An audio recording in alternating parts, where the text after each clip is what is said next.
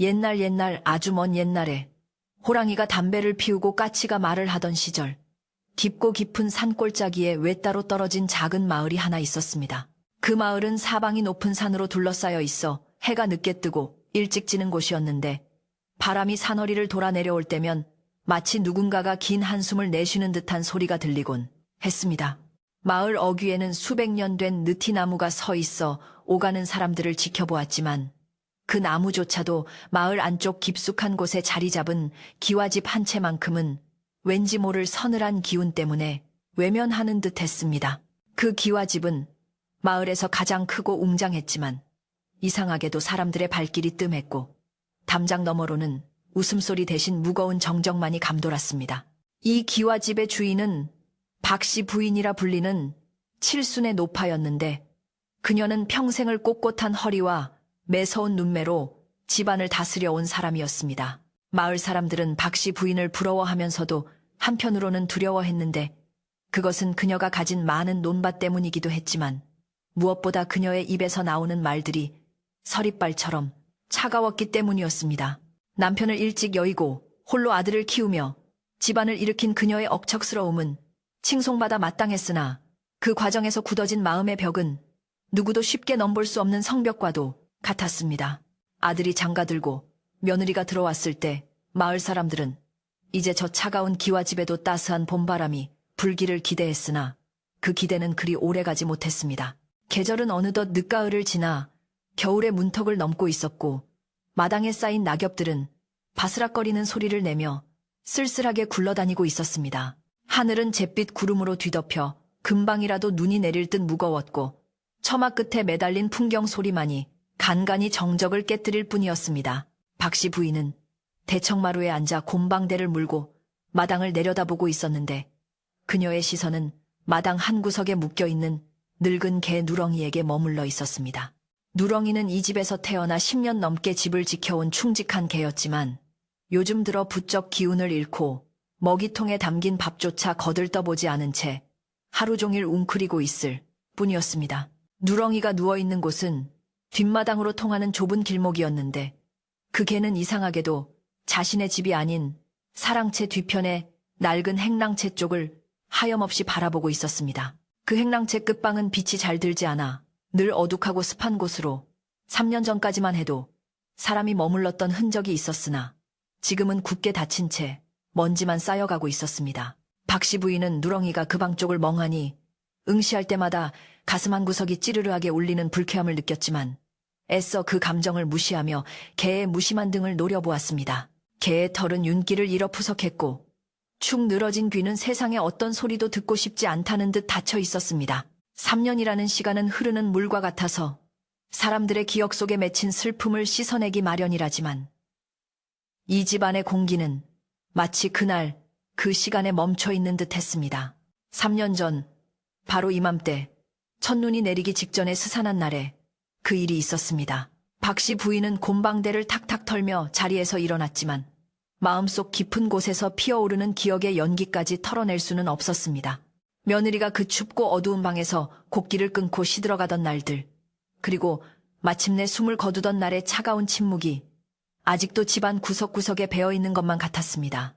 부인은 혀를 차며 마당으로 내려섰고, 집신이 흙바닥을 긁는 소리에 누렁이가 천천히 고개를 돌려 주인을 바라보았습니다.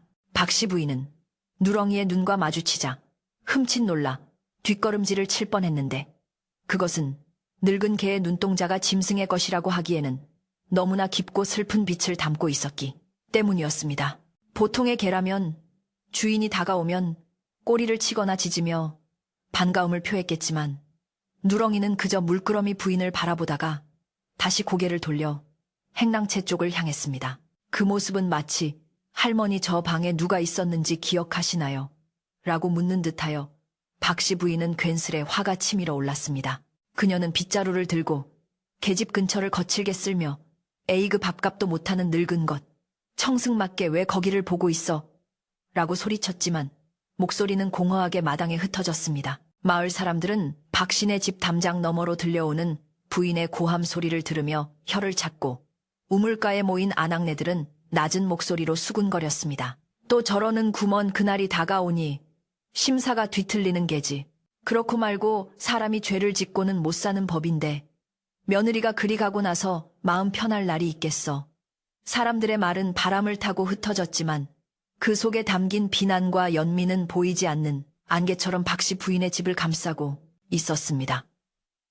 누렁이는 마치 그 모든 이야기를 듣고 있다는 듯 닫힌 대문 쪽을 향해 귀를 쫑긋거리다가 다시금 무거운 한숨을 쉬듯 콧김을 내뿜으며 앞발에 턱을 괴었습니다. 박씨 부인은 빗자루를 내던지고 다시 방으로 들어왔지만 방 안의 따뜻한 온기도 그녀의 마음속 냉기를 녹이지는 못했습니다. 그녀는 아랫목에 앉아 묵주를 굴리며 마음을 다잡으려 했으나 눈을 감으면 며느리의 야윈 얼굴이 떠올라 견딜 수가 없었습니다. 며느리는 말수가 적고 순종적인 아이였으나 박씨 부인의 눈에는 그 유순함조차 못마땅해 보였었습니다. 아들이 한양으로 장사하러 떠난 사이 부인은 며느리가 곳간의 쌀을 축낸다는 핑계로 밥상을 줄였고 나중에는 아예 밥을 주지 않고 물만 주며 며느리를 말려 죽이다시피 했습니다. 그것이 훈육이라 믿었던 자신의 어리석음이 이제 와서 가시가 되어 목을 찌르는 듯 했습니다. 해가 서산으로 넘어가며 마당에는 긴 그림자가 드리워졌고 기와집의 검은 그림자는 마치 입을 벌린 괴물처럼 마당을 삼키고 있었습니다. 부엌에서 일하는 늙은 식모가 저녁상을 들고 들어오며 조심스럽게 물었습니다. 마님 누렁이, 밥은 어찌할까요? 아침에 준 것도 그대로 남았습니다. 박씨 부인은 숟가락을 들다 말고 식모를 노려보았습니다. 굶겨라. 배가 부르니 딴 생각을 하는 게야. 짐승이나 사람이나 배가 고파봐야 정신을 차리지. 그녀의 말은 3년 전 며느리에게 했던 말과 토씨 하나 다르지 않았고 그 말을 뱉는 순간 부인은 스스로의 말에 놀라 입을 다물고 말았습니다. 식모는 겁에 질린 표정으로 서둘러 방을 나갔습니다. 식모가 나가고 난 뒤 방 안은 다시 적막에 잠겼고 박씨 부인은 밥상의 촛불이 흔들리는 것을 바라보며 깊은 생각에 잠겼습니다. 3년 전 며느리가 죽었을 때 아들에게는 급병으로 죽었다고 둘러댔으나 아들은 어머니의 눈을 피하며 아무 말 없이 아내를 뒷산에 묻어주었습니다. 그 후 아들은 다시는 집으로 돌아오지 않고 밖으로만 돌았으며 박씨 부인은 이 넓은 집에 홀로 남겨지게 되었습니다. 그녀가 지키려 했던 것은 가문의 재산과 위엄이었으나 결국 남은 것은 차가운 방바닥과 말을 잃은 늙은 개뿐이었습니다. 바람이 문풍지를 덜컹거리게 하자 부인은 깜짝 놀라 주위를 둘러보았지만 보이는 것은 자신의 그림자뿐이었습니다. 밤이 깊어지자 산짐승들의 울음소리가 들려왔지만 그 소리보다 더 신경 쓰이는 것은 뒷마당에서 들려오는 미세한 낑낑거림이었습니다. 그것은 누렁이가 내는 소리였는데 평소에는 짖지도 않던 녀석이 오늘따라 무엇인가를 애타게 부르는 듯한 소리를 내고 있었습니다. 박씨 부인은 귀를 막고 잠을 청하려 했지만 그 소리는 끈질기게 파고들어와 그녀의 신경을 긁어댔습니다. 저놈의 개가 오늘따라 왜 저러나. 그녀는 이불을 머리끝까지 뒤집었었지만 개의 울음소리는 며느리가 죽어가며 내던 쉰 숨소리와 겹쳐져 들려왔습니다. 두려움과 짜증이 뒤섞인 감정으로 부인은 밤새 뒤척였습니다. 새벽녘이 되어서야 잠시 눈을 붙였던 박씨. 부인은 꿈속에서 며느리를 보았습니다. 며느리는 하얀 소복을 입고 부엌 아궁이 앞에 앉아 있었는데 솥뚜껑을 열자 그 안에는 밥 대신 붉은 흙만이 가득했습니다. 며느리가 천천히 고개를 돌려 부인을 바라보았을 때 그녀의 눈은 처만이 비어 있었고 입가는 검게 타들어가 있었습니다. 어머니, 배가 고파요. 꿈속의 목소리는 너무나 생생하여 부인은 비명을 지르며 깨어났습니다. 식은땀이 온몸을 적시고 있었고 밖은 아직 동이 트기 전이라 푸르스름한 어둠이 깔려 있었습니다. 심장이 쿵쿵 뛰는 소리가 고요한 방 안에 크게 울렸습니다. 부인은 떨리는 손으로 물 한 사발을 들이키고 방문을 열었는데 찬 새벽 공기가 훅 끼쳐와 정신이 번쩍 들었습니다. 마당에는 하얗게 서리가 내려앉아 있었고 모든 것이 얼어붙은 듯 고요했습니다. 그런데 그 고요함 속에서 유일하게 깨어있는 생명체가 있었으니 바로 누렁이였습니다. 누렁이는 밤새 한숨도 자지 않은 듯 여전히 행랑채 쪽을 향해 앉아 있었고 서리를 맞아 하얗게 센 털이 바람에 날리고 있었습니다. 부인은 문설주를 잡고 그 모습을 지켜보며 묘한 불안감을 느꼈습니다. 개가 보고 있는 곳에 정말로 무엇인가가 있는 것일까? 아니면 자신의 죄책감이 만들어낸 허상일까? 그때 행랑채 쪽에서 문이 삐걱거리는 소리가 들린 것 같았습니다. 바람 탓이겠거니 생각했지만 박씨 부인의 눈은 저절로 그쪽을 향했습니다. 닫혀있는 문은 그대로였지만 문틈 사이로 희미한 그림자가 어른거리는 듯 했습니다. 부인은 눈을 비비고 다시 보았지만 아무것도 없었습니다. 내가 늙어서 헛것을 보는 게야. 헛것을. 그녀는 스스로를 달래며 마루로 나섰지만 다리는 후들거리고 있었습니다. 누렁이는 주인이 나온 것을 아는지 모르는지 미동도 하지 않고 그저 앞만 바라볼 뿐이었습니다. 그 뒷모습이 너무나 처량하고도 단호해 보여 부인은 차마 개에게 다가가지 못했습니다. 날이 밝아오자 마을에는 다시 활기가 도는 듯했지만 박신의 집만은 여전히 무거운 침묵 속에 잠겨 있었습니다. 오늘은 바로 며느리가 세상을 떠난 지 정확히 3년이 되는 날, 즉 대상다샥 날이었습니다. 관습대로라면 상을 치르고 탈상을 해야 하는 중요한 날이었지만 박씨 부인은 조용히 넘어가고 싶어 했습니다. 요란하게 제사를 지내봐야 사람들의 입방아에만 오르내릴 것이 뻔했기 때문입니다. 그녀는 식모를 불러 오늘 아무도 들이지 마라. 대문 빗장을 단단히 걸어 잠그고 쥐 죽은 듯이 있어라 라고 일렀습니다. 식모는 주인의 서슬 퍼런 명령에 고개만 조아릴 뿐이었습니다. 하지만 집안의 기운은 주인의 뜻대로 통제되지 않았습니다. 아침부터 부엌에서는 그릇이 깨지는 소리가 났고 우물가에서는 두레박줄이 끊어지는 등 불길한 징조들이 연달아 일어났습니다. 식모는 깨진 사기그릇 조각을 치우며 손을 베었고 붉은 피가 바닥에 뚝뚝 떨어지자 소스라치게 놀라며 주위를 두리번거렸습니다. 마치 누군가가 자신을 지켜보고 있는 듯한 서늘한 느낌을 받았기 때문입니다. 박씨 부인은 안방에서 이 모든 소란을 들으며 입술을 깨물었습니다. 재수가 없으려니 별일이 다 생기는구나. 그녀는 애써 태연한 척하며 옷매무새를 가다듬었지만 거울 속에 비친 자신의 얼굴은 창백하게 질려 있었습니다. 점심때가 되었지만 누렁이는 여전히 밥을 입에 대지 않았습니다. 식모가 몰래 가져다 준 고깃 국물조차 쳐다보지 않았습니다. 걔는 이제 앉아있을 힘도 없는지 바닥에 엎드린 채 눈만은 형형하게 빛내며 행랑채를 주시하고 있었습니다. 그 눈빛에는 단순히 주인을 기다리는 충성심을 넘어선 어떤 한 맺힌 집념 같은 것이 서려 있었습니다. 박씨 부인은 마루 끝에 서서 그런 누렁이를 내려다보며 문득 3년 전 며느리가 굶어 죽어가면서도 끝까지 놓지 않았던 숟가락 하나가 떠올랐습니다. 쌀 한 톨 없는 빈 밥그릇을 긁던 그 숟가락 소리가 귓가에 쟁쟁하게 울리는 듯 했습니다. 오후가 되자 하늘은 더욱 낮게 내려앉아 금방이라도 눈이 쏟아질 듯 했습니다. 마을 촌장이 혹시나 하여 박씨네 집 대문을 두드렸지만 안에서는 아무런 대답도 없었습니다. 박씨 부인 계시오. 오늘이 며느리 기일이라 들었는데. 촌장의 목소리가 담장을 넘어 들려왔지만 부인은 방 안에 죽은 듯이 앉아 대답하지 않았습니다. 촌장은 몇 번 더 문을 두드리다 포기하고 돌아갔고 그 발자국 소리가 멀어지자 부인은 안도의 한숨을 내쉬었습니다. 그러나 그 안도는 잠시뿐, 집안을 감도는 냉기는 더욱 짙어졌습니다. 바람이 불 때마다 문풍지가 우는 소리가 마치 어머니, 문 좀 열어주세요 하는 소리처럼 들렸습니다. 박씨 부인은 이 불안감을 떨쳐버리기 위해 장롱 깊숙한 곳에서 비단 옷감을 꺼내어 정리하기 시작했습니다.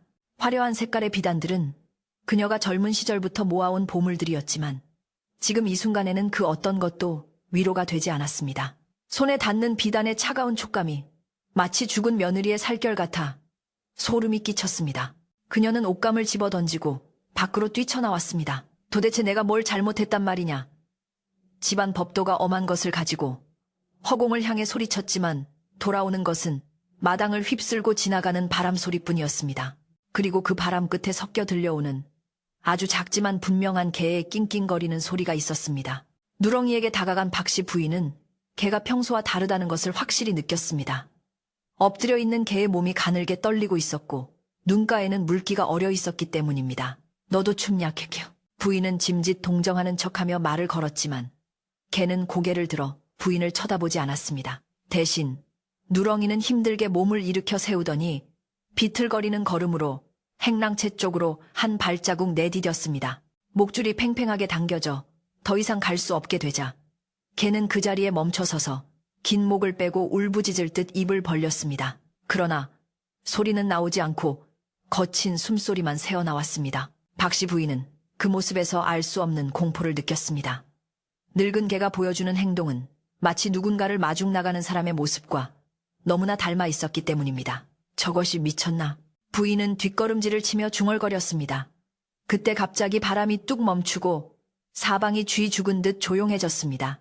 나뭇가지 흔들리는 소리도, 새소리도 모두 사라진 절대적인 고요 속에서 오직 누렁이의 거친 숨소리만이 크게 들려왔습니다. 부인은 숨을 죽이고 개를 지켜보았습니다. 개는 무엇인가를 보고 있는 것이 분명했습니다. 사람의 눈에는 보이지 않는, 그러나 짐승의 눈에는 너무나 선명한 무엇인가를. 시간이 얼마나 흘렀을까? 회색빛 하늘에서 마침내 하얀 눈송이가 하나둘 떨어지기 시작했습니다. 첫눈이었습니다. 3년 전 며느리가 죽던 날에도 이렇게 눈이 내렸습니다. 눈송이는 소리 없이 마당에 내려앉았고 붉은 황토 흙을 하얗게 덮어갔습니다. 누렁이의 검은 코 위에도 눈송이가 내려앉아 녹았습니다. 박씨 부인은 멍하니 내리는 눈을 바라보며 자신이 3년 동안 애써 외면해왔던 진실이 저 눈처럼 소리 없이 쌓여가고 있었음을 깨달았습니다. 이제 더 이상 피할 곳은 없어 보였습니다. 오늘 밤 이 집에서 무슨 일이 일어날 것만 같은 불길한 예감이 그녀의 목을 조여왔습니다. 박씨 부인은 떨리는 몸을 감싸 안으며 다시 방으로 들어가려 했으나 발이 땅에 붙은 듯 떨어지지 않았습니다.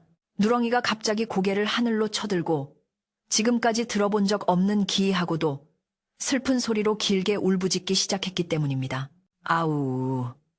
그 소리는 산골짜기를 울리고 메아리쳐 듣는 이의 가슴을 서늘하게 베어내는 듯 했습니다. 그리고 그 울음소리와 함께 누렁이의 눈에서 투명한 눈물이 아닌 붉고 진득한 액체가 한 방울 툭 하고 하얀 눈 위로 떨어졌습니다. 누렁이의 목에서 터져나온 그 기이한 울음소리는 단순히 마당을 넘어 마을 전체를 뒤흔들었습니다. 그 소리는 늑대의 것도 아니요, 일반적인 개가 짖는 소리도 아니었으며 마치 땅속 깊은 곳에서 억울하게 죽은 원혼이 목을 쥐어짜며 토해내는 비명과도 같았습니다. 눈보라가 휘몰아치는 산골 마을의 밤 공기를 가르고 퍼져나간 그 소리에 곤히 잠들었던 마을 사람들은 하나둘씩 쏘스라치게 놀라 잠에서 깼습니다. 아이들은 무서움에 이불 속으로 파고들며 울음을 터뜨렸고 어른들은 창호지 문을 열고 불안한 눈빛으로 어둠 속을 응시했습니다. 마을의 개들도 덩달아 지저댈 법도 하건만 이상하게도 다른 개들은 모두 꼬리를 내리고 쥐 죽은 듯 조용히 숨죽이고 있을 뿐이었습니다. 마을 초입에 사는 김노인은 담뱃대를 물고 밖으로 나와 귀를 기울였습니다. 허허, 이 소리는 필시 박신의 집에서 나는 소린데 예사롭지가 않구나. 옆에 있던 아내가 걱정스러운 목소리로 맞장구를 쳤습니다. 영감, 오늘이 바로 그 집 며느리가 간 날이 아닙니까? 3년 전에도 눈이 이렇게 오더니 원기가 아직도 구천을 떠돌고 있는 게 분명해요. 김노인은 혀를 차며 고개를 저었습니다. 사람이 모질게 굴면 짐승도 그 한을 아는 법이지. 저 개가 우는 소리를 들어보게. 저건 산 짐승의 소리가 아니라 피를 토하는 곡소리야. 마을 사람들 사이에는 순식간에 두려움과 호기심이 뒤섞인 소문이 안개처럼 피어올랐습니다. 다시 박씨 부인의 집으로 돌아와 보면 부인은 마루 기둥을 붙잡고 사시나무 떨듯 떨고 있었습니다. 누렁이의 눈에서 떨어진 붉은 액체가 하얀 눈 위에서 선명한 핏자국으로 번져가는 것을 똑똑히 보았기 때문입니다. 그것은 분명 피눈물이었습니다. 부인은 자신의 눈을 의심하며 손등으로 눈을 비벼보았지만 붉은 자국은 사라지지 않고 오히려 더욱 붉게 도드라져 보였습니다. 이 미친 짐승이 어디서 몹쓸 병에 걸려가지고. 부인은 애써 공포를 분노로 바꾸려 소리쳤지만 목소리는 갈라져 나왔고 다리에는 힘이 풀려 주저앉을 지경이었습니다. 개는 울음을 멈추고 다시 행랑채를 향해 고개를 떨구었는데 그 모습이 마치 죄인을 심판하는 재판관처럼 엄숙해 보였습니다. 그때 안채 뒤편에 기거하던 늙은 머슴 칠성이가 등불을 들고 허겁지겁 달려왔습니다. 그는 이 집안에서 박씨 부인의 시집 올 때부터 함께 해온 집안의 대소사를 꿰뚫고 있는 충직한 하인이었습니다. 마님 무슨 일입니까? 개 짖는 소리가 온 동네를 깨우겠습니다요. 칠성이는 마당에 들어서자마자 눈 위에 찍힌 붉은 자국을 발견하고는 멈칫했습니다. 등불 아래 비친 핏자국은 섬뜩할 정도로 붉었고 그 옆에 웅크린 누렁이의 눈가에도 붉은 줄기가 흘러내리고 있었습니다. 칠성이는 등불을 든 손을 떨며 부인을 쳐다보았습니다. 마님, 이것이 설마 피입니까?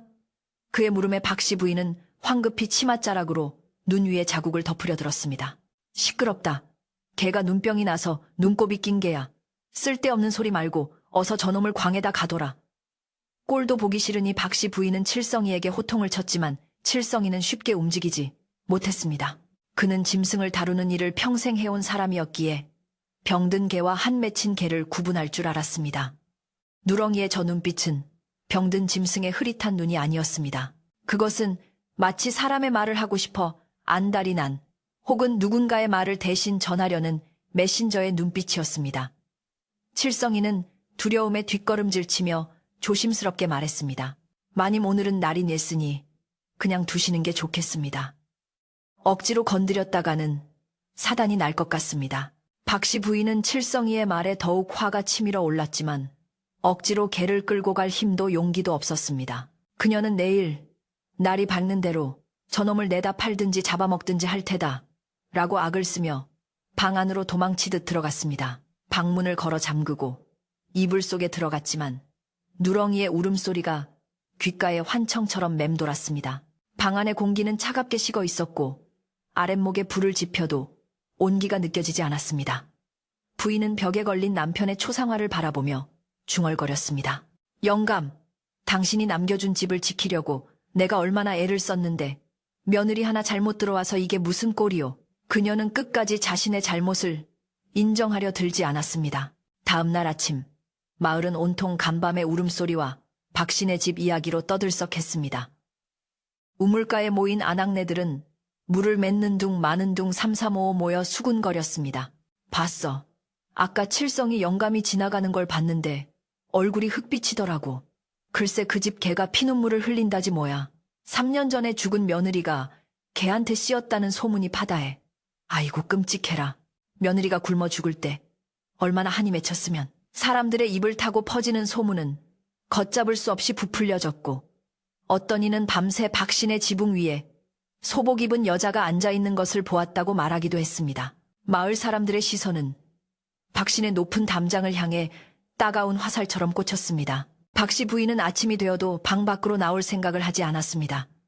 식모가 조반상을 들고 들어왔지만 부인은 밥뚜껑도 열지 않은 채 멍하니 벽만 바라보고 있었습니다.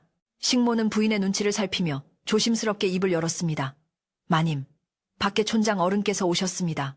잠시 뵙자고 하시는데요. 부인은 눈썹을 꿈틀거리며 날카롭게 반응했습니다. 아프다고 해라. 아무도 만나기 싫다고 해. 그녀는 사람들이 자신을 손가락질하고 있다는 것을 본능적으로 느끼고 있었습니다. 당당하던 박씨 부인의 기세는 하룻밤 사이에 꺾여 있었고 그 자리에는 불안과 초조함만이 가득 차 있었습니다. 칠성이는 마당을 쓸면서 누렁이를 살폈습니다. 개는 밤새 한숨도 자지 않은 듯 쬐탄 눈으로 여전히 행랑채를 바라보고 있었습니다. 칠성이가 따뜻한 밥을 개 밥그릇에 담아주었지만 누렁이는 코도 대지 않았습니다.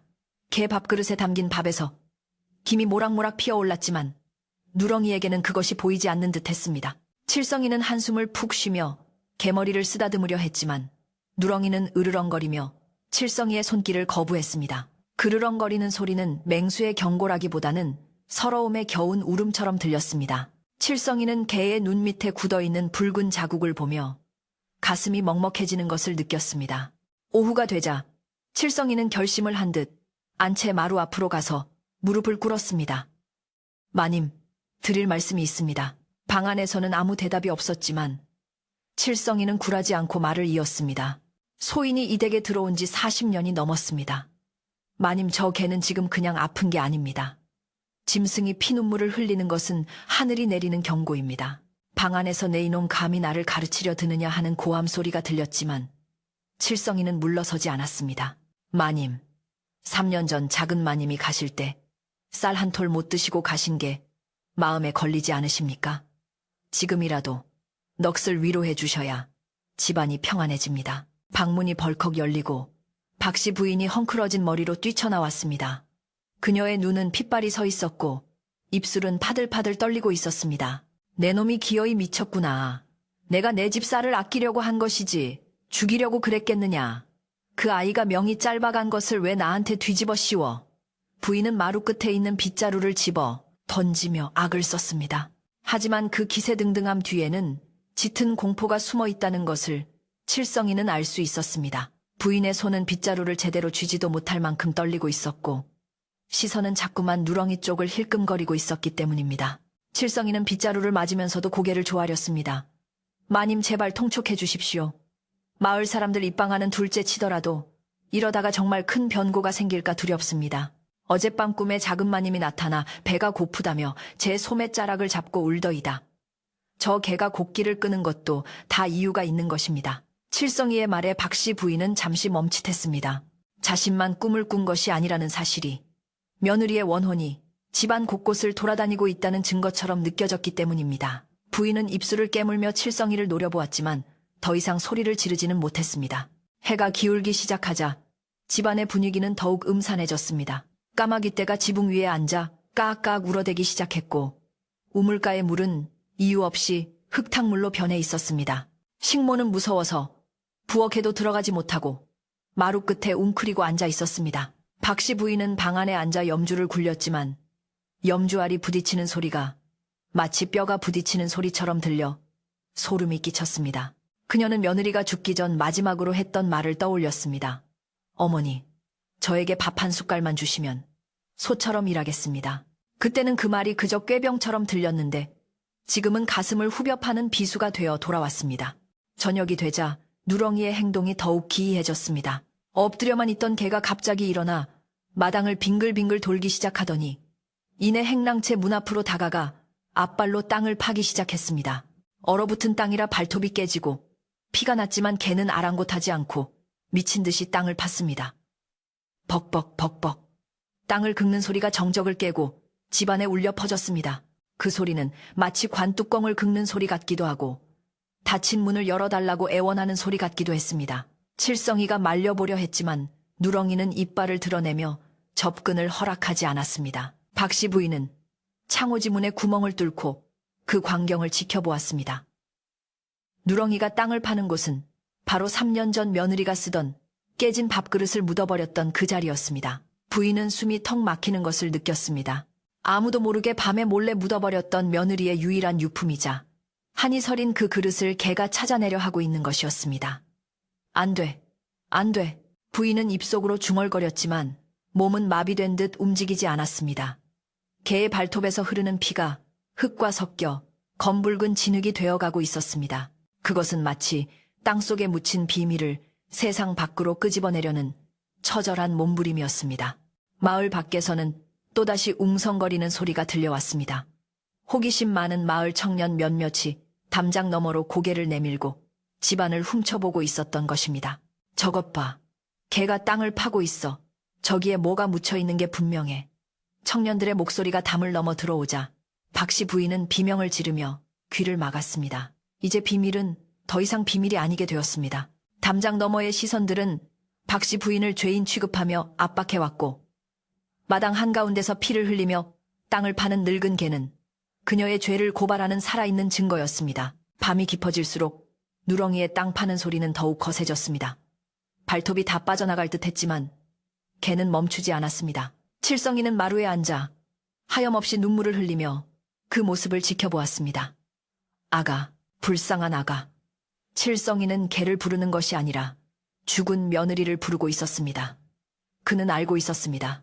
저 개가 지금 단순히 흙을 파는 것이 아니라 이 집안의 켜켜, 이 쌓인 비정과 냉혹함의 두께를 파헤치고 있다는 것을요. 칠성이의 눈물과 개의 피땀이 어우러져 마당은 비극의 무대가 되어가고 있었습니다. 갑자기 부엌 쪽에서 쿵 하는 소리가 들렸습니다. 식모가 놀라 소리쳤습니다. 마님 아궁이가 무너졌습니다. 튼튼하던 부엌 아궁이가 이유 없이 내려앉아버린 것이었습니다.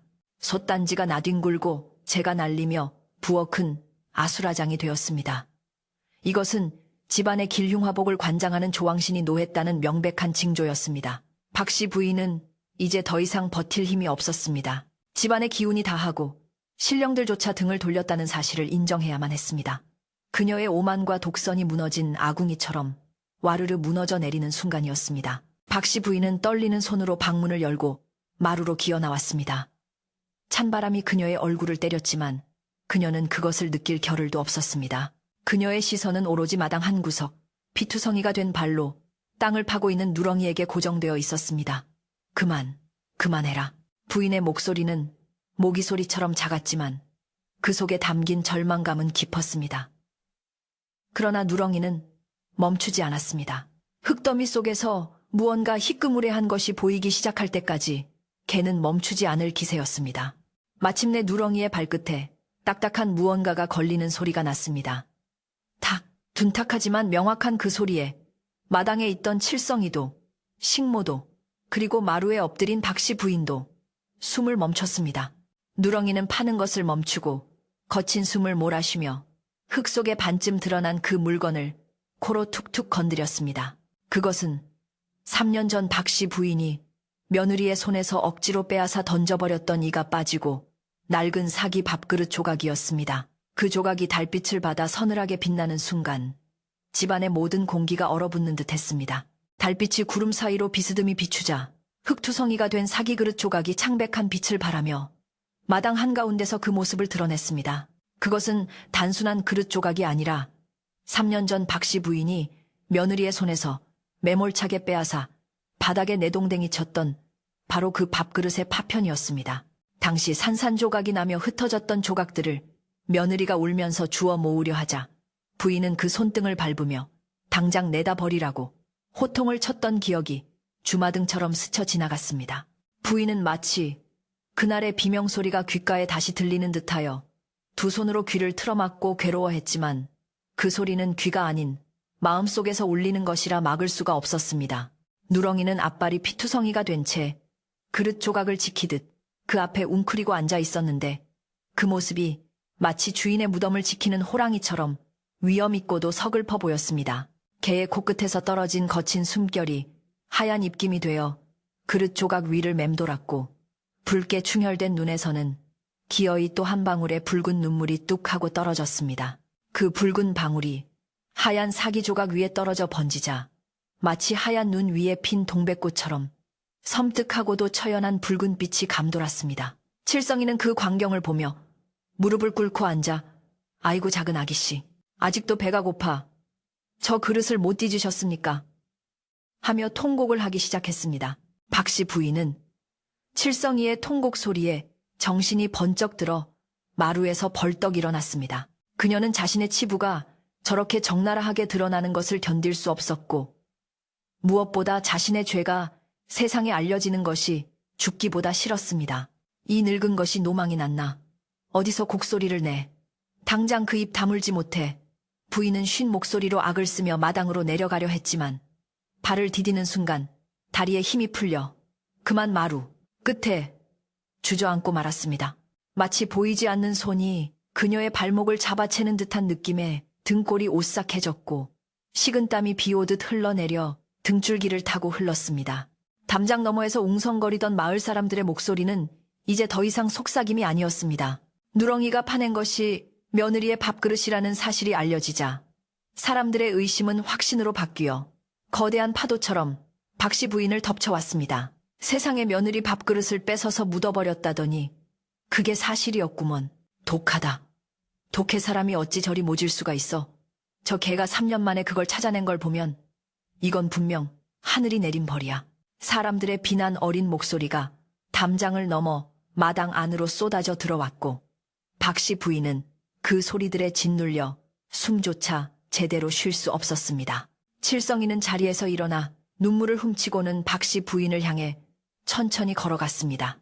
평소 같으면 감히 주인 마님과 눈도 마주치지 못했을 그였지만 지금 그의 눈에는 원망과 연민이 뒤섞인 단호한 빛이 서려 있었습니다. 마님 이제 그만 인정하십시오. 3년 전 그날 작은 아기씨가 굶어 죽어가면서 마지막으로 찾았던 것이 물 한 모금과 이 밥그릇 아니었습니까? 칠성이의 말은 비수처럼 날아와 박씨 부인의 가슴에 꽂혔습니다. 부인은 아니다. 나는 모른다. 그 아이는 병으로 죽은 개야.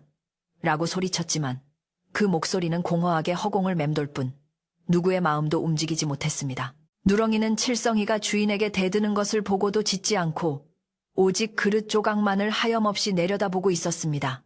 개의 눈에서 흐르는 붉은 눈물은 이제 멈추지 않고 줄줄 흘러내려 그릇 조각 주변의 흙을 검붉게 물들이고 있었습니다. 그 모습은 마치 며느리가 죽어서도 흘리지 못했던 피눈물을 짐승이 대신 흘려주고 있는 것만 같아 보는 이들의 가슴을 미어지게 했습니다. 마당 한쪽 구석에 서 있던 식모는 그 광경을 차마 눈뜨고 볼 수 없어 앞치마로 얼굴을 가리고 흑흑 흐느껴 울었습니다.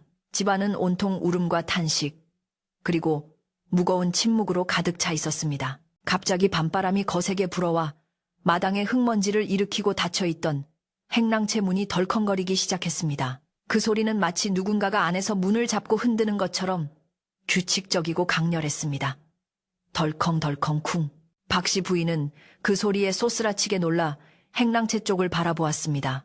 어둠 속에 잠긴 행랑채 문틈 사이로 희뿌연 연기 같은 것이 새어나오는 듯 하더니 이내 사람 형상처럼 일렁이며 마당 쪽으로 다가오는 것만 같았습니다. 부인은 의악하고 비명을 지르며 뒤로 물러나다 마루 기둥에 머리를 헤고 말았습니다. 공포가 극에 달한 그녀의 눈에는 헛것이 보이기 시작했습니다.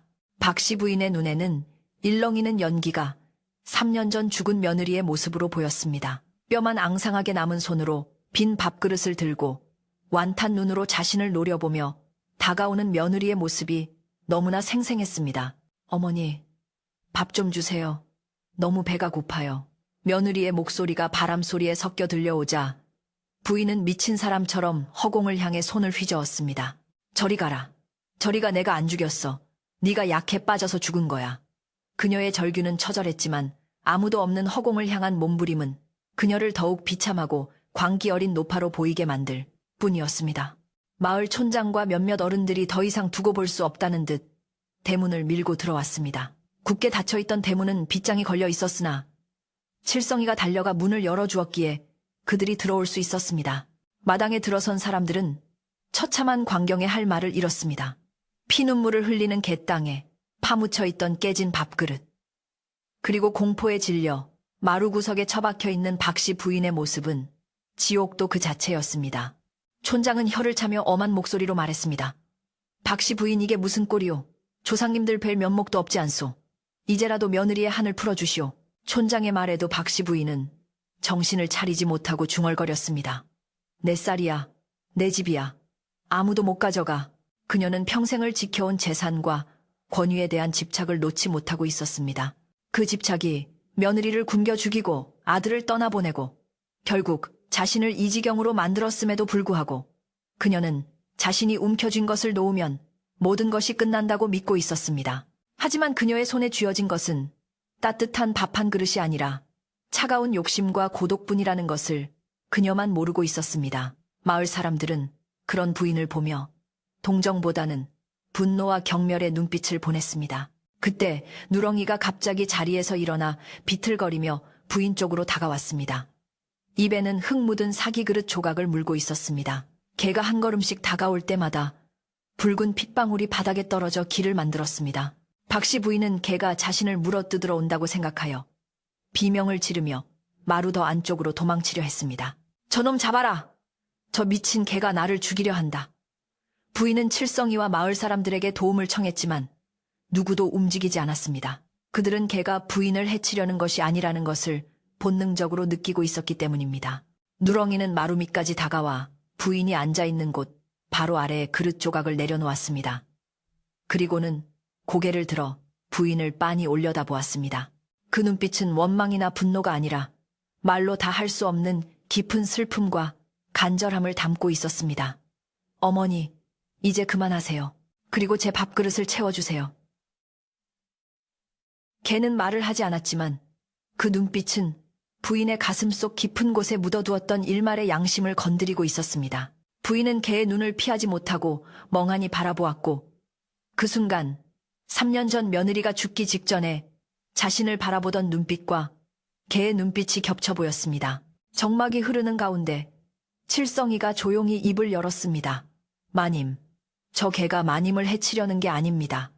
작은 아기씨가 마님께 마지막으로 밥상을 받고 싶어 하는 겁니다. 저 그릇을 보십시오.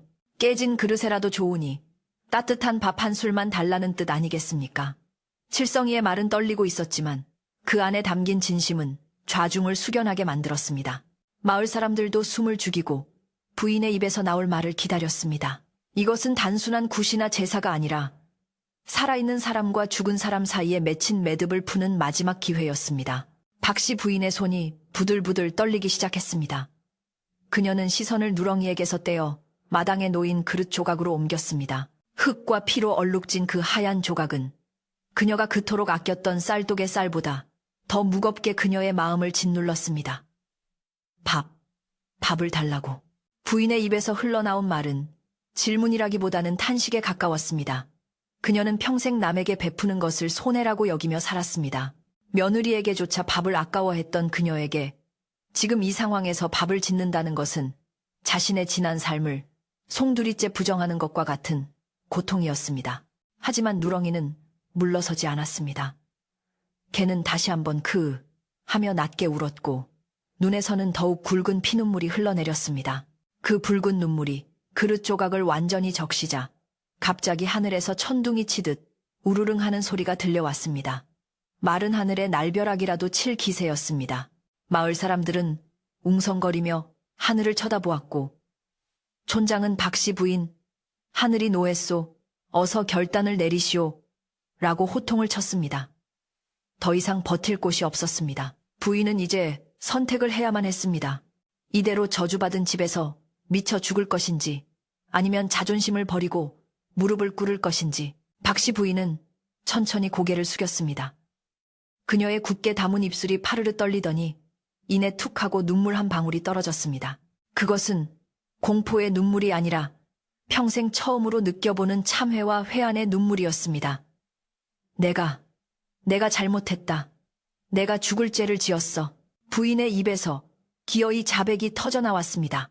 그 한마디가 나오기까지 3년이라는 긴 시간이 걸렸고 며느리의 목숨과 개의 피눈물이 필요했습니다. 부인은 흐느끼며 바닥을 쳤고 그 소리는 마당에 모인 사람들의 가슴을 울렸습니다. 부인은 비틀거리는 몸을 일으켜 부엌 쪽을 향했습니다. 식모가 부축하려 했지만 그녀는 손을 내저으며 거절했습니다. 아니다. 내 손으로 해야 한다. 내 손으로 지어 먹여야 해. 그녀는 무너진 아궁이 앞으로 다가가 흩어진 솥을 바로 세우고 떨리는 손으로 쌀독을 열었습니다. 쌀독에는 하얀 쌀이 가득 차 있었지만 그동안 그 쌀을 지킬 주인만 있었을 뿐 먹을 사람은 없었습니다. 부인은 바가지로 쌀을 퍼담으며 오열했습니다. 이깟쌀이 뭐라고. 사람이 죽는데 이깟쌀이 뭐라고. 내가. 쌀 씻는 소리가 부엌에서 들려오자 마당의 긴장은 조금씩 풀어지기 시작했습니다. 누렁이는 부인이 부엌으로 들어가는 모습을 끝까지 지켜보더니 그제야 긴장이 풀린 듯 바닥에 털썩 쓰러졌습니다. 개의 몸은 탈진하여 축 늘어졌지만 시선만은 부엌 문을 향해 고정되어 있었습니다. 칠성이는 얼른 개에게 달려가 겉옷을 벗어 덮어주었습니다. 고생했다 누렁아. 네가 주인보다 낫다. 네가 사람 노릇을 했다. 칠성이는 개의 머리를 쓰다듬으며 눈물을 흘렸습니다. 마을 사람들도 하나둘씩 마당으로 들어와 무너진 아궁이를 고치는 것을 돕거나 장작을 날라다 주었습니다. 박씨 부인의 집 마당에 3년 만에 처음으로 사람들의 온기가 돌기 시작했습니다. 부엌에서는 장작 타는 냄새와 밥 짓는 냄새가 퍼져나왔습니다. 구수한 밥 냄새는 3년 전에는 맡을 수 없었던, 아니 며느리가 그토록 맡고 싶어 했던 냄새였습니다. 박씨 부인은 아궁이 불빛 앞에서 얼굴을 붉게 물들이며 밥이 끓기를 기다렸습니다. 타오르는 불꽃이 그녀의 차가웠던 마음을 녹이고 죄책감의 얼음을 녹여내는 듯 했습니다. 솥뚜껑이 달그락거리는 소리가 마치 며느리가 웃는 소리처럼 들리기도 하고 우는 소리처럼 들리기도 했습니다. 부인은 눈물 콧물로 범벅이 된 얼굴을 닦을 생각도 하지 않고 오직 밥 짓는 일에만 온 정신을 쏟았습니다. 시간이 흘러 밥이 다 지어졌습니다. 박씨 부인은 갓 지은 하얀 쌀밥을 밥그릇에 고봉으로 눌러 담았습니다. 김이 모락모락 나는 따뜻한 밥 윤기가 자르르 흐르는 그 밥은 며느리가 살아서 한 번도 배불리 먹어보지 못한 것이었습니다. 부인은 밥상 위에 밥그릇과 맑은 물, 한 대접, 그리고 며느리가 좋아했던 나물 반찬을 올렸습니다. 소박하지만 정성이 가득 담긴 상이었습니다. 부인은 상을 들고 마당으로 나갔습니다. 그녀의 발걸음은 여전히 무거웠지만 그전과는 다른 종류의 무게감이 실려 있었습니다. 마당에 모인 사람들은 숨을 죽이고 부인이 나오는 길을 터주었습니다. 부인은 칠성이와 누렁이가 있는 곳으로 다가가 깨진 그릇 조각 앞에 밥상을 내려놓았습니다. 그리고는 털썩 무릎을 꿇었습니다. 칠순의 노마님이 하인들과 마을 사람들 앞에서 무릎을 꿇은 것은 천지가 개벽할 일이었습니다. 하지만 지금 부인에게 그런 체면 따위는 중요하지 않았습니다. 그녀는 떨리는 목소리로 허공을 향해 그리고 누렁이를 향해 말했습니다. 아가, 밥 먹어라. 늦어서 미안하다. 애미가 잘못했다. 부인의 통곡이 터져 나오자 누렁이가 힘겹게 고개를 들어 밥그릇을 쳐다보았습니다. 개의 눈에서 흐르던 피눈물은 멈추어 있었고 대신 맑은 눈물이 그렁그렁 맺혀 있었습니다. 누렁이는 밥 냄새를 맡으며 꼬리를 아주 살짝 미세하게 흔들었습니다. 그것은 용서의 신호였을까요? 아니면 작별의 인사였을까요? 밤하늘의 구름이 걷히고 둥근 달이 마당을 환하게 비추기 시작했습니다. 달빛 아래 놓인 하얀 쌀밥은 그 어느 때보다도 눈부시게 빛나고 있었습니다. 마당에 모인 사람들의 시선이 모두 늙은 개 누렁이와 그 앞에 놓인 하얀 쌀밥에 쏠려 있었습니다. 달빛이 교교하게 비추는 가운데 김이 모락모락 피어오르는 밥그릇은 마치 이 세상의 것이 아닌 듯 신성해 보이기까지 했습니다. 누렁이는 바닥에 엎드린 채 힘겹게 고개를 들어 밥그릇을 향해 코를 킁킁거렸는데 그 움직임이 너무나 느리고 조심스러워 보는 이들의 애간장을 태웠습니다. 3년 동안 굶주린 원혼이 씨였다면 허겁지겁 먹을 법도 하건만 걔는 마치 생전에 예의 바르고 조심성 많았던 며느리처럼 밥알을 하나하나 새기라도 하듯 천천히 입을 가져다 대었습니다. 먹어라. 제발 먹어다오. 이 애미가 지은 죄를 이 밥으로라도 씻을 수 있다면 1000번이고 10,000번이고 지어주마. 박씨 부인은 무릎을 꿇은 채 땅을 치며 오열했습니다. 그녀의 통곡 소리는 더 이상 도끼 어린 악다구니가 아니었습니다. 그것은 자식을 앞세운 어미의 비통함이자 늦게나마 자신의 과오를 깨달은 죄인의 처절한 참회였습니다. 부인의 눈물방울이 흙바닥에 떨어져 먼지를 일으켰고 그 소리에 화답하듯 누렁이가 마침내 입을 벌려 따뜻한 밥 한 술을 입에 넣었습니다. 쩝쩝하는 씹는 소리가 적막한 마당에 작게 울려 퍼졌습니다. 그 작은 소리가 마당에 있는 모든 사람들의 숨통을 트이게 했습니다. 칠성이는 아이고 드신다. 우리 작은 아기씨가 드디어 진지를 드신다 하며 넙죽 절을 올렸고 뒤에 서 있던 식모와 마을 아낙네들도 서로 부둥켜 안고 눈물을 훔쳤습니다. 누렁이가 밥을 넘길 때마다 개의 눈가에 맺혀있던 붉은 피눈물 자국이 서서히 옅어지는 듯했습니다. 그것은 단순히 개의 배를 채우는 행위가 아니라 3년 동안 이 집안을 붙잡매고 있던 굶주림의 저주와 한을 풀어내는 엄숙한 의식이었습니다. 개는 밥을 씹으면서도 시선을 박씨 부인에게서 떼지 않았는데 그 눈빛은 이제 원망을 넘어선 평온함을 담고 있었습니다. 한 숟가락 두 숟가락. 개가 밥을 먹어치울수록 박씨 부인의 어깨도 들썩임을 멈추고 조금씩 차분해져 갔습니다. 그녀는 며느리가 살아서 밥을 먹을 때 밥알을 흘릴까봐 조심하며 먹던 모습을 기억해냈습니다. 그때는 그 모습이 밉살스러워 밥그릇을 뺏었지만 지금 생각하니 그것은 시어머니 앞에서 밥 먹는 것조차 죄스러워했던 착한 며느리의 배려였습니다. 내가 미쳤지. 내가 귀신에 홀렸었지.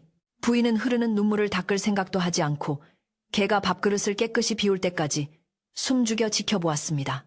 마침내 누렁이가 바닥까지 싹싹 핥아먹고는 만족한 듯 긴 숨을 내쉬었습니다. 개가 밥을 다 먹자 믿을 수 없는 일이 벌어졌습니다. 밤새도록 마당을 휘몰아치던 차가운 바람이 거짓말처럼 뚝 그치고 살을 애는 듯한 냉기가 사라지며 훈훈한 기운이 감돌기 시작한 것입니다. 하늘을 뒤덮었던 먹구름도 서서히 물러가며 별들이 하나둘 모습을 드러냈습니다. 칠성이가 놀라 소리쳤습니다. 마님 보십시오. 누렁이 눈에서 더 이상 피가 흐르지 않습니다. 칠성이의 말대로 개의 눈가는 젖어 있었지만 그 색깔은 맑고 투명한 본래의 눈물색으로 돌아와 있었습니다. 며느리의 원혼이 따뜻한 밥 한 끼에 위로를 받고 떠나간 것임이 분명했습니다. 박씨 부인은 떨리는 다리를 짚고 천천히 일어섰습니다.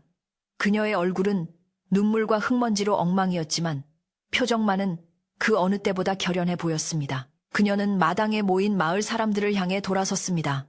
평소 같으면 고개를 빳빳이 들고 호통을 쳤을 그녀였지만 지금은 죄인의 모습으로 고개를 깊이 숙였습니다. 동네 사람들, 내 말을 들어보시오. 부인의 목소리는 잠겨 있었지만 또렷하게 들렸습니다. 사람들은 숨을 죽이고 그녀의 다음 말을 기다렸습니다. 높은 담장 안에 갇혀있던 그녀가 처음으로 세상 밖으로 걸어 나오는 순간이었습니다. 내가 죄인입니다. 며느리를 굶겨 죽인 것도 나요. 아들을 집 밖으로 내몬 것도 나요. 이 짐승에게 몹쓸 짓을 하게 만든 것도 다 이 늙은이의 욕심 때문이었습니다. 박씨 부인은 가슴을 주먹으로 치며 말을 이었습니다. 내 곳간에 쌀이 넘쳐나도 마음이 가난하여 베풀 줄을 몰랐고 집이 아무리 커도 사람 하나 품을 줄 몰랐으니 내가 바로 짐승보다 못한 년입니다. 그녀의 고백은 마을 사람들의 가슴에 깊은 울림을 주었습니다. 그동안 뒤에서 수군거리며 욕하던 사람들도 막상 부인이 뼈저리게 후회하며 자신을 낮추자 연민의 정을 느끼지 않을 수 없었습니다. 촌장 어른이 헛기침을 하며 앞으로 나섰습니다. 박씨 부인 늦게나마 잘못을 깨달았으니 다행이요. 죽은 사람은 돌아오지 못하지만 산 사람은 살아야 하지 않겠소. 며느리의 넋도 부인의 진심을 알았으니 이제 좋은 곳으로 갔을게요. 촌장의 말은 위로이자 마을 어른으로서의 엄중한 충고였습니다. 박씨 부인은 촌장의 말에 고개를 끄덕이며 옆에 서 있는 칠성이를 불렀습니다. 칠성아, 너는 지금 당장 곶감문을 활짝 열어라. 부인의 갑작스러운 명령에 칠성이는 눈을 동그랗게 뜨고 되물었습니다. 마님 곶간이라니요? 쌀독을 말씀하시는 겁니까? 그래. 내 집 곶간에 있는 쌀가마니를 모두 꺼내거라. 그리고 여기 모인 마을 사람들에게 아낌없이 나누어 주거라. 며느리 목까지 합쳐서 배고픈 사람이 없도록 다 퍼주란 말이다. 박씨 부인의 목소리에는 한치의 망설임도 없었습니다. 평생을 목숨처럼 아껴온 쌀이었지만 이제 그것은 그녀에게 아무런 의미가 없었습니다. 오히려 그 쌀들이 며느리를 죽인 흉기처럼 느껴졌기에 하루빨리 집 밖으로 내보내고 싶었는지도 모릅니다. 칠성이는 내 마님 분부대로 하겠습니다. 라고 큰 소리로 대답하고는 신이 나서 곶간으로 달려갔습니다. 곶간 문이 삐거덕거리는 소리와 함께 활짝 열리자 묵은 쌀 냄새와 함께 하얀 쌀가마니들이 모습을 드러냈습니다. 칠성이와 식모, 그리고 마을의 건장한 청년들이 달라붙어 쌀가마니를 마당으로 날라왔습니다. 자, 줄을 서시오. 마님께서 내리시는 쌀이요. 칠성이의 외침에 마을 사람들은 어리둥절하면서도 기쁜 표정으로 줄을 섰습니다. 박씨 부인은 마루 끝에 앉아 쌀이 퍼 날라지는 광경을 멍하니 바라보았습니다. 곶간이 비어갈수록 그녀의 마음을 짓누르던 돌덩이도 하나씩 내려지는 것 같았습니다. 잃는 것이 얻는 것이라는 단순한 이치를 그녀는 이른이 넘어서야 배우고 있었습니다. 그냥 쌀만 나누어주는 것으로 끝나지 않았습니다. 분위기가 바뀌자 마을 아낙네들이 팔을 걷어붙이고 나섰습니다. 이왕 이렇게 된 거 밥을 좀 넉넉히 지어서 다 같이 나눠 먹읍시다. 상갓집도 아닌데 빈속으로 갈 수는 없잖아요. 누군가의 제안에 부엌은 금세 활기를 되찾았습니다. 식모 혼자서는 감당하기 힘들었을 일들이 마을 아낙들의 손길이 더해지자 일사천리로 진행되었습니다. 꺼졌던 아궁이에 다시 불이 지펴지고 솥단지가 걸리고 쌀 씻는 소리와 도마질 소리가 요란하게 울려 퍼졌습니다. 죽음의 그림자가 드리웠던 집에 생명의 소리가 다시 차오르기 시작했습니다. 잠시 후 마당에는 거적을 깔고 멍석을 펴서 임시 밥상이 차려졌습니다. 박씨 부인의 집 마당에서 마을 잔치 아닌 잔치가 벌어진 것은 이 집이 생긴 이래 처음 있는 일이었습니다. 메뉴라고 해야 갓 지은 하얀 쌀밥에 된장국, 그리고 김치와 나물 몇 가지가 전부였지만 그 자리에 있는 사람들에게는 임금님 수라상 부럽지 않은 진수성찬이었습니다. 사람들은 둘러앉아 뜨거운 국물을 후루룩 마시며 얼었던 몸을 녹였고 서로 밥을 권하며 덕담을 주고받았습니다. 박씨 부인 밥맛이 꿀맛이오. 정말 잘 먹겠소. 마을 사람들의 인사에 박씨 부인은 그저 말없이 고개만 숙였습니다. 박씨 부인은 사람들의 권유에도 밥을 먹지 않고 한쪽에 웅크리고 있는 누렁이 곁을 지켰습니다. 누렁이는 배가 부른지 편안한 자세로 누워 있었는데 부인은 개의 거친 털을 어루만지며 속삭였습니다. 미안하다. 정말 미안하다. 개는 부인의 손길을 피하지 않고 가만히 눈을 감고 즐기는 듯 했습니다. 그 모습은 마치 며느리가 시어머니의 무릎을 베고 누워있는 것처럼 평온해 보였습니다. 칠성이가 밥 한 그릇을 들고 와 부인에게 권했습니다. 마님도 한술 뜨십시오. 기운을 차리셔야 집안을 다시 일으키지 않겠습니까? 부인은 칠성이가 내민 밥그릇을 받아들고 한참을 내려다보았습니다. 하얀 쌀밥에서 올라오는 김이 그녀의 눈가를 다시 촉촉하게 적셨습니다. 3년 동안 목구멍으로 넘어가는 밥알이 모래알 같았는데 오늘은 왠지 다를 것 같았습니다. 그녀는 떨리는 손으로 밥 한 숟가락을 떠서 입에 넣었습니다. 따뜻하고 부드러운 밥알이 혀끝에 닿자 잊고 있었던 삶의 온기가 온몸으로 퍼져나갔습니다. 달다. 밥이 참 다네. 부인은 밥을 씹으며 또다시 눈물을 흘렸지만 그것은 슬픔의 눈물이 아니라 치유의 눈물이었습니다. 마을 사람들의 식사가 어느 정도 마무리되자 마당의 분위기는 한결 부드러워졌습니다. 아이들은 배가 부른지 마당을 뛰어다녔고 어른들은 삼삼오오 모여 앉아 그동안 하지 못했던 이야기꽃을 피웠습니다. 박씨 부인의 집 담장은 더 이상 단절의 벽이 아니라 마을 사람들을 품어주는 울타리가 되어 있었습니다. 촌장 어른이 부인에게 다가와 말했습니다. 부인, 이제 마음의 짐을 좀 내려놓으시오. 오늘 일로 마을 사람들도 부인의 진심을 알았을게요. 앞으로는 문을 좀 열고 사시오. 박씨 부인은 촌장의 손을 잡고 깊이 고개를 숙였습니다. 네, 그리하리다. 내 남은 생은 속죄하며 살리다. 밤이 깊어가고 새벽이 다가오자 사람들은 하나둘씩 집으로 돌아갈 채비를 했습니다. 잘 먹고 갑니다. 부인 건강하세요. 사람들의 인사소리가 마당에 울려 퍼졌습니다. 예전 같으면 상상도 못할 따뜻한 인사들이었습니다. 박씨 부인은 대문 앞까지 나가 돌아가는 사람들을 배웅했습니다. 3년 전 며느리의 장례를 치를 때조차 대문 밖을 나서지 않았던 그녀였지만 이제는 스스로 대문을 열고 사람들을 맞이하고 보내고 있었습니다. 그녀의 등 뒤로 열린 대문 사이로 새벽에 푸르스름한 빛이 들어와 마당을 비추었습니다. 사람들이 모두 돌아가고 마당에는 다시 정적이 찾아왔지만 그 정적은 예전의 무겁고 차가운 정적이 아니었습니다. 그것은 폭풍우가 지나간 뒤에 고요함처럼 평화롭고 안온한 느낌이었습니다. 칠성이와 식모는 마당을 정리하며 도란도란 이야기를 나누었고 그 소리가 자장가처럼 들렸습니다. 박씨 부인은 누렁이가 잠든 곳으로 다시 돌아왔습니다. 개는 곤히 잠들어 있었고 규칙적으로 오르내리는 배가 그가 살아있음을 증명하고 있었습니다. 부인은 자신의 겉옷을 벗어 개 위에 덮어주었습니다. 이제 편히 자거라. 꿈에서는 배고프지 말고 춥지 말고. 부인의 중얼거림은 개에게 하는 말이자 저 세상에 있을 며느리에게 보내는 마지막 인사였습니다. 그때 잠든 줄 알았던 누렁이가 잠꼬대처럼 끙하는 소리를 내며 꼬리를 툭툭 바닥에 쳤습니다. 마치 알겠어요. 어머니도 주무세요. 라고 대답하는 것 같았습니다. 박씨 부인은 그 모습을 보며 희미하게 미소를 지었습니다. 3년 만에 처음으로 지어보는 꾸밈 없는 진실한 미소였습니다. 부인은 대청마루에 걸터 앉아 먼 산을 바라보았습니다. 동쪽 하늘이 붉게 물들며 해가 떠오를 준비를 하고 있었습니다. 어두웠던 밤이 지나고 새 아침이 오고 있었습니다.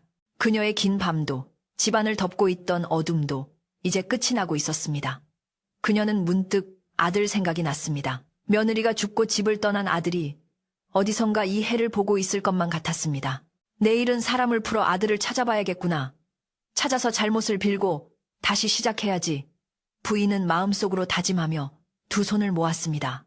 마당 한 구석에 심어진 매화나무 가지에 참새 한 마리가 날아와 앉아 지저귀기 시작했습니다. 짹짹거리는 소리가 청아하게 들렸습니다. 어제까지만 해도 시끄럽게만 들렸던 새소리가 오늘은 반가운 아침 인사처럼 들렸습니다.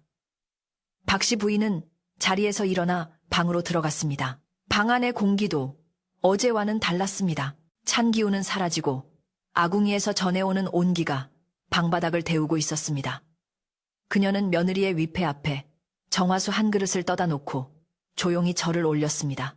이제 집안의 모든 것이 제자리를 찾아가고 있었습니다. 깨진 밥그릇은 땅에 묻히는 대신 깨끗이 씻겨져 부인의 머리맡에 놓였고 핏자국이 선명했던 마당은 사람들의 발자국으로 덮여 새로운 길이 되었습니다. 박씨 부인은 이불을 펴고 자리에 누웠습니다. 몸은 천근만근 무거웠지만 마음만은 깃털처럼 가벼웠습니다. 그녀는 눈을 감으며 생각했습니다. 그래, 산 사람은 살아야지. 죄를 갚으려면 더 열심히 살아야지. 깊은 잠이 그녀를 찾아왔습니다. 그것은 악몽 없는 아주 오랜만에 찾아온 달콤하고 평온한 잠이었습니다. 그날 밤에 기이하고도 슬픈 소동이 지나가고 난 뒤 박씨 부인의 기와집에는 거짓말처럼 평화로운 아침이 찾아왔습니다. 지난밤 마당을 가득 메웠던 마을 사람들의 발자국 위로 새로운 눈이 살포시 내려앉아 세상은 다시 하얗게 변해 있었지만 그 눈 밑에 흐르는 땅의 기운은 예전의 차가움과는 확연히 달랐습니다. 처마 끝에 매달린 고드름이 아침 햇살을 받아 영롱하게 빛나며 똑똑 물방울을 떨어뜨리는 소리가 마치 봄이 오는 소리처럼 경쾌하게 들렸습니다. 박씨 부인은 평소보다 일찍 일어나 정갈한 무명옷으로 갈아입고 제일 먼저 부엌으로 들어가 아궁이에 불을 지폈습니다. 타닥타닥 장작 타는 소리와 함께 피어오르는 연기는 더 이상 한 맺힌 원혼의 형상이 아니라 사람 사는 집에 따뜻한 온기를 품고 하늘로 올라가고 있었습니다. 박씨 부인은 갓 지은 하얀 쌀밥을 그릇에 담아 마당으로 나갔습니다. 그녀의 발걸음은 칠순 노인이라고 믿기지 않을 만큼 가벼워 보였는데 그것은 아마도 마음을 짓누르던 죄책감의 무게를 내려놓았기 때문일 것입니다. 누렁이는 계집 앞 양지 바른 곳에 엎드려 있었는데 어젯밤의 격한 감정은 모두 씻은 듯 사라지고 편안한 표정으로 주인을 맞이했습니다. 부인은 개 앞에 밥그릇을 내려놓으며 누렁아 잘 잤느냐? 오늘도 날이 차니 든든히 먹어라 라고 다정하게 말을 건넸습니다. 누렁이는 꼬리를 살랑살랑 흔들며 밥을 먹기 시작했고 그 모습을 지켜보는 부인의 입가에는 옅은 미소가 번졌습니다. 3년 동안 집안을 감돌던 살기는 이제 어디서도 찾아볼 수 없었고 대신 그 자리를 채운 것은 뒤늦게 찾아온 인정과 사랑이었습니다. 박씨 부인의 변화는 단순히 집안 사람들에게만 그치지 않았습니다. 그녀는 대문을 활짝 열어두라고 칠성이에게 일렀고 마을 사람들이 우물가나 장터로 오갈 때 언제든지 들어와 쉬어갈 수 있도록 마당 한쪽에 평상을 내어놓았습니다. 처음에는 반신반의하며 집 앞을 기웃거리던 마을 사람들도 부인이 직접 찐 고구마나 시원한 물을 건네며 안부를 묻자 하나둘씩 마음을 열기 시작했습니다. 박씨 마님이 사람이 변해도 저렇게 변할 수가 있나? 죽을 때가 되면 변한다던데 혹시 무슨 일이 있는 건 아닐까 하는 우스갯소리도 들려왔지만 그 속에는 예전의 비난 대신 따뜻한 관심이 묻어 있었습니다.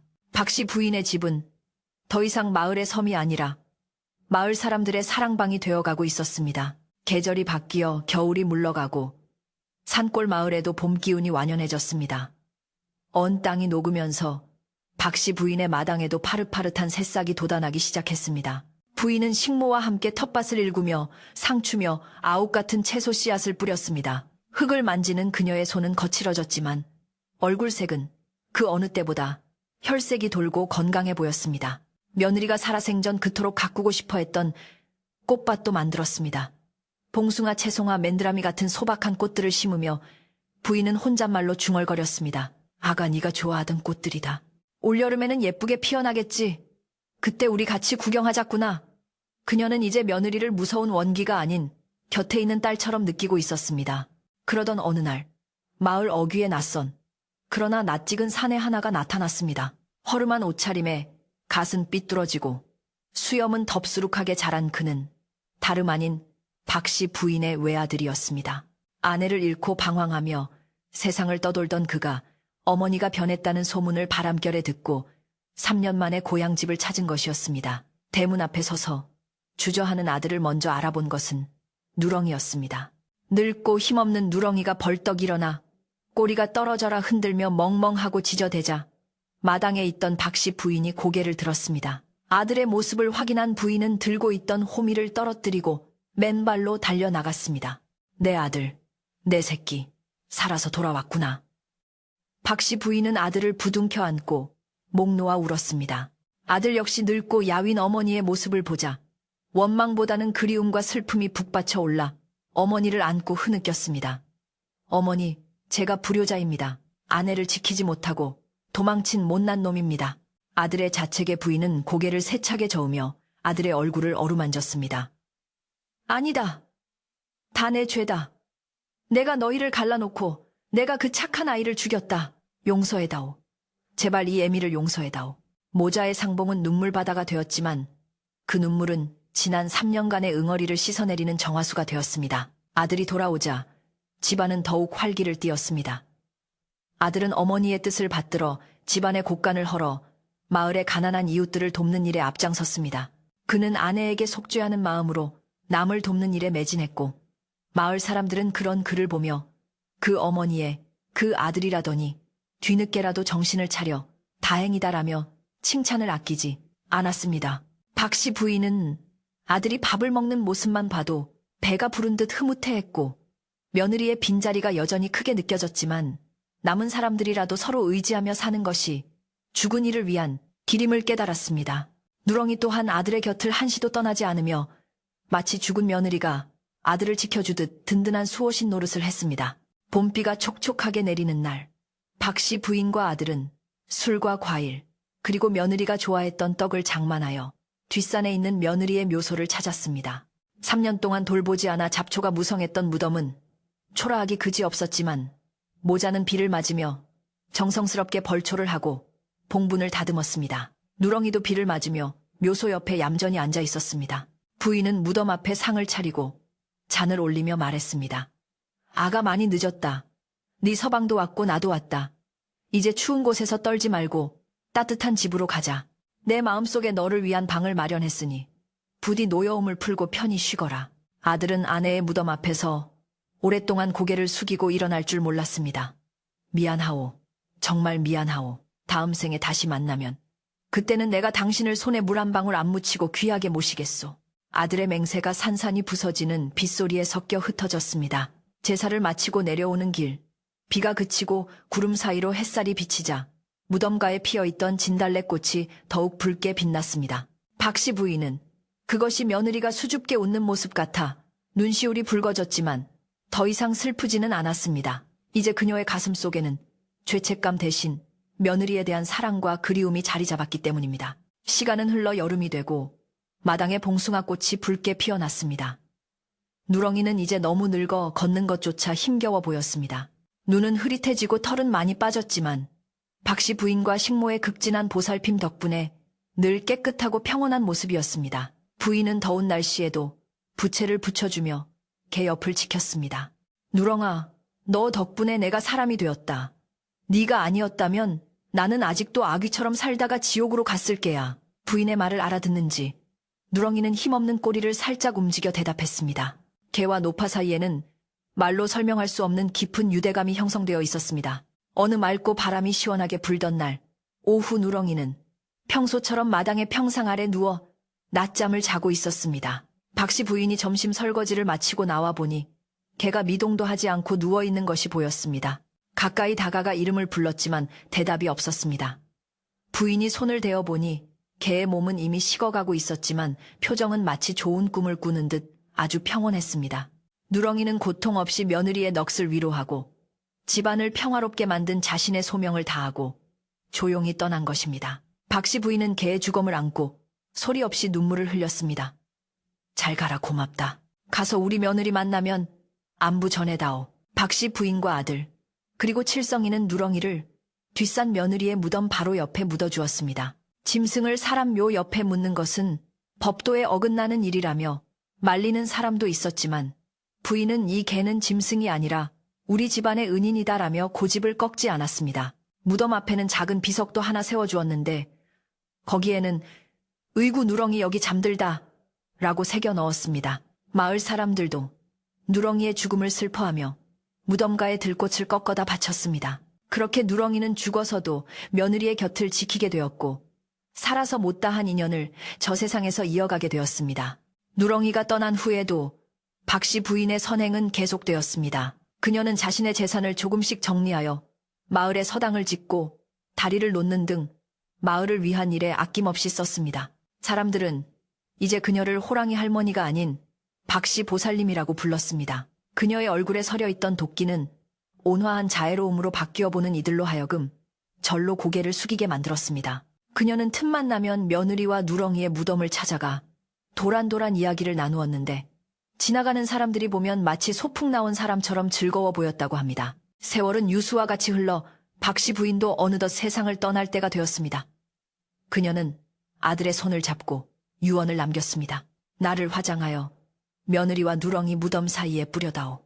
죽어서라도 그 아이들에게 못다한 밥을 지어주고 싶구나. 아들은 어머니의 뜻을 받들겠다고 약속했습니다. 부인은 눈을 감는 마지막 순간 환한 빛 속에서 며느리가 하얀 밥상을 들고 자신을 마중 나온 것을 보았습니다. 그 옆에는 꼬리를 치며 반기는 누렁이도 있었습니다. 부인은 그래, 이제 다 같이 밥 먹자라는 말을 남기고 편안하게 숨을 거두었습니다. 그녀의 얼굴에는 세상의 모든 짐을 내려놓은 듯한 평화가 깃들어 있었습니다. 박씨 부인이 떠난 뒤 그 기와집은 주인을 잃었지만 폐가가 되지는 않았습니다.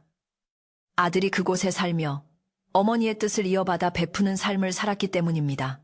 집 앞의 느티나무는 더욱 울창해져 마을 사람들에게 시원한 그늘을 만들어 주었고, 봄이면 마당 가득 피어나는 꽃향기가 담장을 넘어 마을 전체에 퍼졌습니다. 사람들은 그 집 앞을 지날 때마다 박씨 부인과 며느리 그리고 충직했던 개 누렁이의 이야기를 떠올리며 마음을 다잡곤 했습니다.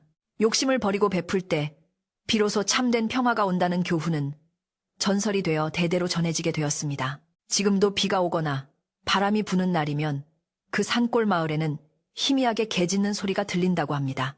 하지만 그 소리는 무섭거나 슬픈 소리가 아니라 마치 길 잃은 나그네를 따뜻한 집으로 안내하는 다정한 소리처럼 들린다고 합니다. 혹시 여러분도 삶이 힘들고 지칠 때 마음속 어딘가에서 들려오는 그 소리에 귀를 기울여 보세요. 그러면 박씨 부인이 차려주는 따뜻한 밥 한 그릇의 위로를 느낄 수 있을지도 모릅니다.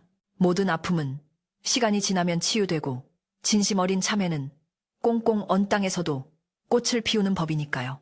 자, 이제 이야기는 끝이 났습니다. 긴 밤, 무거운 이야기 듣느라 고생 많으셨습니다. 부디 오늘 밤은 걱정 근심 모두 내려놓으시고 박씨 부인의 마당에 내리쬐던 따뜻한 봄볕처럼 포근하고 편안한 꿈 꾸시길 바랍니다. 며느리와 시어머니, 그리고 누렁이가 함께 모여 앉아 도란도란 밥을 먹는 그 평화로운 풍경 속으로 당신도 천천히 걸어 들어가 보세요. 따뜻한 아랫목이 당신을 기다리고 있습니다. 안녕히 주무세요.